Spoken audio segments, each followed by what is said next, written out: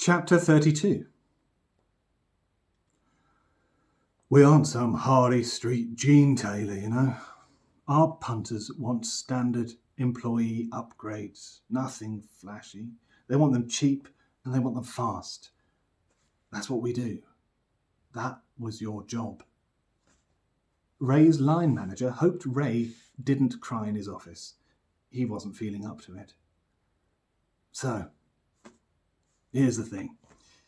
Ray waited while her manager gathered his words from somewhere around the ceiling. The thing is, we're going to have to let you go. Let you go. What a Weasley phrase. The sort of phrase that was all about wriggling out of responsibility. Like when you were on the phone and the other person didn't want to talk to you anymore. They'd say, "Listen, I'd better let you go," or words to that effect, because they didn't have the guts to tell you that you were boring them or annoying them or getting in the way of their incredibly important lives. It was the same when your boss said, "We're going to have to let you go." What they meant was, "We're firing you because we no longer want to be associated with you." But they were so spineless, they had to make it sound as if it was your idea.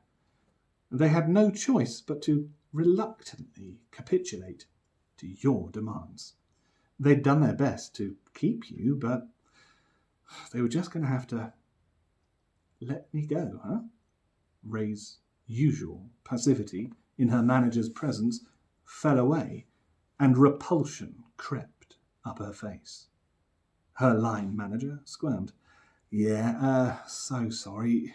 You see, Ray, it's not down to me. If it was down to me, if it was down to you, what? Well, if it was down to me, he drummed his fingers on the desk. If it were down to me, we'd give you some compassionate leave. Maybe send you to another office for a while. That kind of thing. But he shrugged an apology. Your hands are tied. Ray knew this script. Exactly. My hands are tied. The nerve you lot have is unbelievable. Unfucking believable. I could have been killed. That could have been me in there, couldn't it? He lowered his eyes and gathered his words off the floor instead. His voice low with self-pity. Actually, it was a pretty close call for me too. Ray glared at him. She was so angry she didn't dare open her mouth. Must have happened soon after I left, he continued. What? I came into your metastasis suite to collect some stats, monitor your progress, if you can call it that. You were spying on me? Not spying, Ray. You've been subject to a number of written warnings. You can't blame me for keeping tabs. So what happened then, whilst you were fucking spying on me? Nothing. Everything was fine. Everyone was under nothing special. Well, I say fine. He paused, considering whether or not to carry on, but couldn't think of a good enough reason not to, and proceeded. Fine, except for the adjustments you made. Pretty poor effort, if you don't mind me saying, Ray. Shoddy work. If I don't mind you saying? Between you and me, perhaps it's just as well the cluster perished. It's fair to say the client would have been disappointed in the results. You've saved face this way.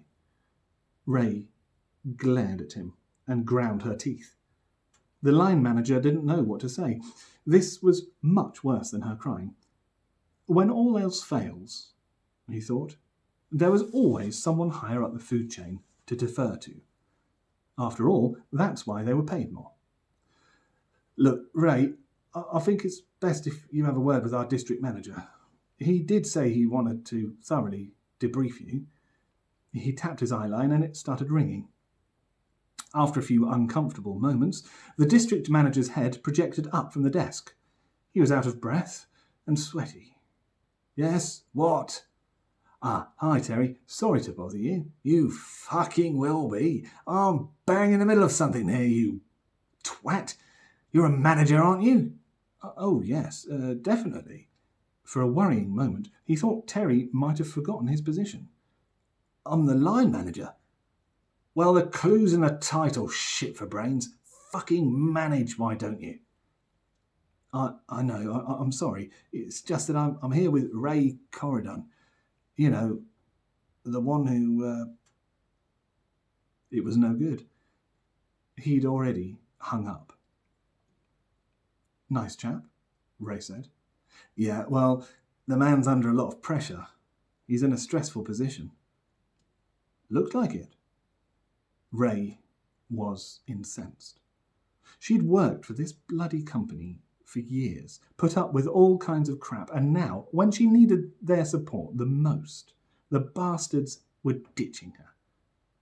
It didn't exactly surprise her, but she was still disgusted. While I think about it, Terry wanted me to tell you, or rather ask you, not to speak to the press about this. In fact, it's best if you don't mention the whole business to anyone. Not that it would ever come to this, but the thing is, you did sign a confidentiality contract when you started here, and our lawyers would skin you alive. Ray lowered her brow. How can you sit there and look me in the eye? Steady on. It's not my fault your cluster's dead. It wasn't like we knew that woman was some anti-corporate maniac, was it? This is difficult for everyone, you know. Oh, really? And how is this difficult for you, exactly? Well, I've had no end of paperwork. Then there are all these insurance companies to deal with and the clients. They're jittery as hell.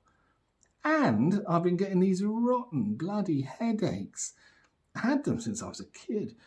They start around here near the back of my ear and they spread right over, you know, they just spread.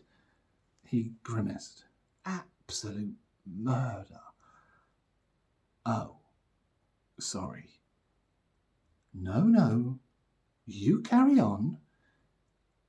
Okay, well, another thing, between you and me, I'm starting to wonder if my skills aren't wasted here.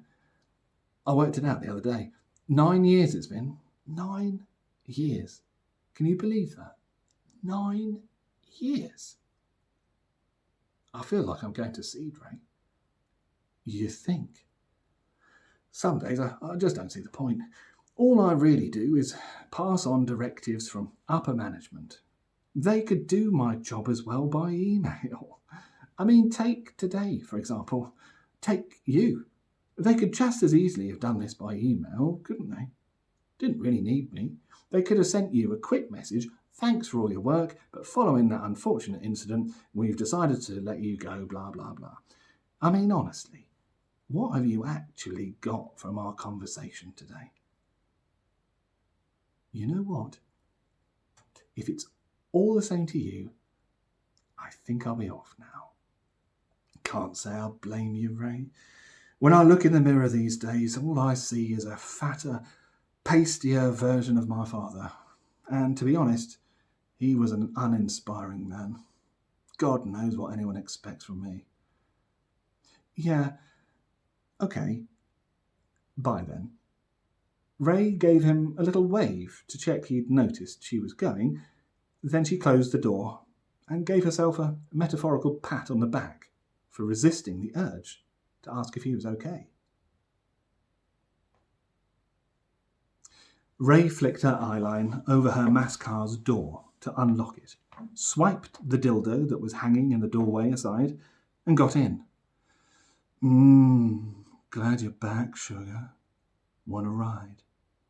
Oh, for the love of God, Ray muttered under her breath. Yes, I suppose so.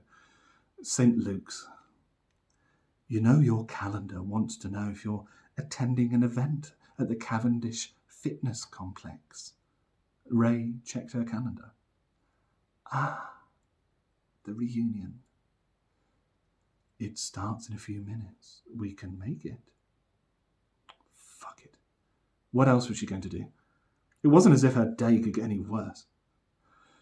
Okay, Cavendish Fitness Complex then, and car? Yes, beautiful. What's that smell? Just a little synthemone. Gets you in the mood, huh? Smells like cat's piss. Turn it off.